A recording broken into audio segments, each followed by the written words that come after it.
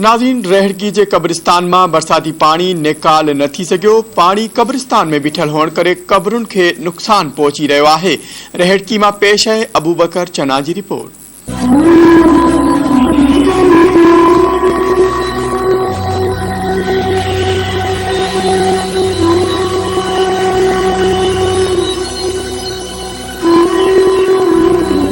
जी बिल्कुल, मां इन वक्त मौजूद आया नवकोट जे कब्रिस्तान ते, जिते जेको नवकोट जो गटरन जो पानी है वो कब्रिस्तान में जेको है दाखिल थी वयो है।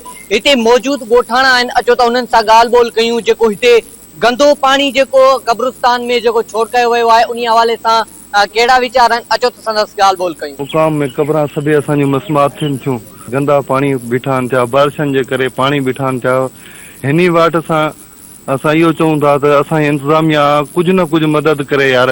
हुकूमत उन्हनि खे कुझु बि नथी ॾे। असांजी यूसी ते कोई बि कोन्हे वेठो। हे असांजा घर आहिनि, जेको कमु थियो आहे मुकाम जी चौदीवारी जो, उहो बि एतिरो नाकार आहे जो उनजा पत्थर बि किरनि था।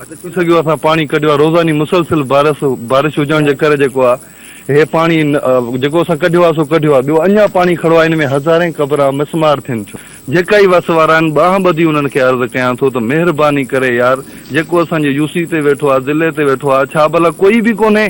सभई सुञा बुखिया थी विया आहिनि। अचिन पाण कोई इंसाफ़ वारो सचो माण्हू हिकिड़ो अॻूं बीहाए करे उते कमु सुठो करे न अची। ऐं असांजे मुकाम में नवकोट जे गटरनि जो सॼो पानी नवकोट में जो पानी गटरनि में अचे थो। बराए महिरबानी वस वारनि खे अपील आहे त मुकाम जो पानी साफ़ कयो वञे। जीअण खां पोइ मौत जे हवाले असां मुकाम जे आहियूं। मुकाम असांजो। कैमरामैन टीम सां गॾु अबूबकर चना, धरती टीवी न्यूज़।